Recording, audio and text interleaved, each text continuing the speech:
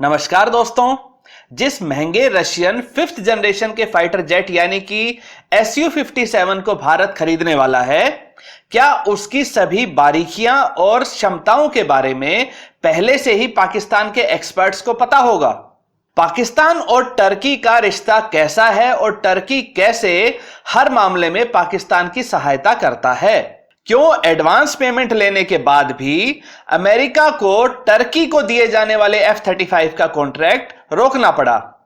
भारत को कैसे रशिया अलग तरीके से धोखा दे रहा है, यह सब जानेंगे इस वीडियो में।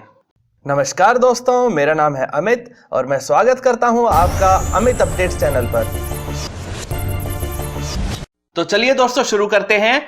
टर्की अमेरिका के नेतृत्व वाला नेटो संगठन का सदस्य है। टर्की ने सोवियत संघ के प्रभाव को कम करने में अमेरिका को सहयोग भी दिया था। अमेरिका के 5th जनरेशन के फाइटर जेट यानी कि F-35 के डेवलपमेंट में भी टर्की भी साथ दे रहा था और F-35 के कई उपकरणों का निर्माण भी कर रहा है। साथ ही टर्की लगभग 100 F-35 फाइटर जेट भी खरीदने वाला था और इसके लिए टर्की ने कुछ एडवांस पेमेंट भी कर रखी है।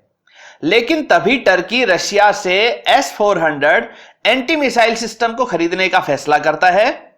यह वर्तमान की सबसे आधुनिक और सबसे सटीक एंटी मिसाइल व एंटी एयरक्राफ्ट सिस्टम है जो स्टेल्थ फाइटर जेट्स को भी निशाना बना सकती है।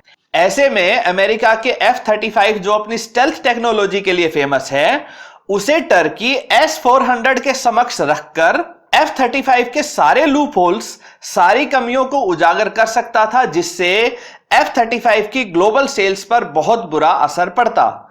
अपने इसी नुकसान को देखते हुए अमेरिका ने F-35 को टर्की को बेचने का कॉन्ट्रैक्ट ही सस्पेंड कर दिया, यानी कि अमेरिका F-35 टर्की को देगा ही नहीं। यहां तक तो भारत के हिसाब से सारी बातें ठीक है।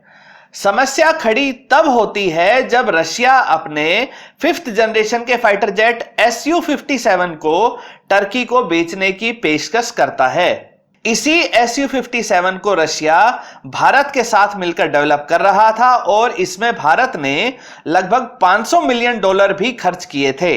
इसी फाइटर जेट के एक्सपोर्ट वेरिएंट को भारत को भी रशिया देने जा रहा है। रशिया इसी तरीके से कई फाइटर जेट जैसे सुखोई 30 को भारत और भारत के कंपटीटर चाइना को भी बेच चुका है। टर्की भारत का कंपटीटर नहीं है, लेकिन वह भारत के कट्टर विरोधी पाकिस्तान का सबसे नजदीकी दोस्त है।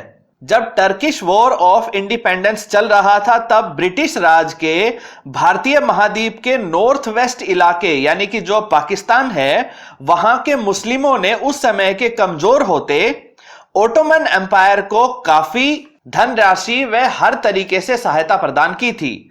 यही ओटोमन एम्पायर से टर्किश रिपब्लिक बना था। इसी कारण टर्की और पाकिस्तान में बहुत गहरी दोस्ती है और टर्की हर लिहाज से पाकिस्तान की सहायता करता है। यहां तक कि भारत के अभिन्न अंग जम्मू और कश्मीर को भी पाकिस्तान का हिस्सा ही समझता है और कश्मीर में पाकिस्तान की गलत गतिविधियों को भी समर्थन देता है।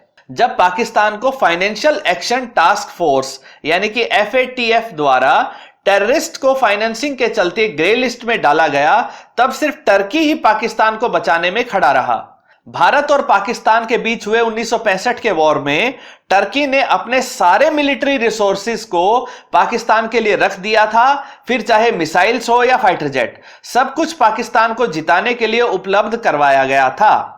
यानी कि आप यह मतलब आसानी से लगा सकते हैं कि Russian Su-57 stealth fighter jet की सारी बारीकियों को टर्की पाकिस्तानी एक्सपर्ट्स के साथ उस समय जरूर शेयर करेगा जब भारत भी Su-57 को रशिया से लेगा। यानी कि इतने महंगे Su-57 स्टेल्थ प्लेन की डिटेल्स पहले ही पाकिस्तान के पास होगी, फिर भले ही हमने काफी बड़ी धनराशि इसे रशिया के साथ डेवलप करने में लगाई हो। रशिया ऐसा हमारे साथ कई बार कर चुका है। हमने सुखोई 30 MKI खरीदा तो इसे चाइना को भी बेच दिया, फिर चाइना को इससे भी एडवांस सुखोई 35 भी बेच दिया, जिससे सुखोई 30 MKI से भारत को चाइना के ऊपर कोई एज या बढ़त नहीं मिल पाई।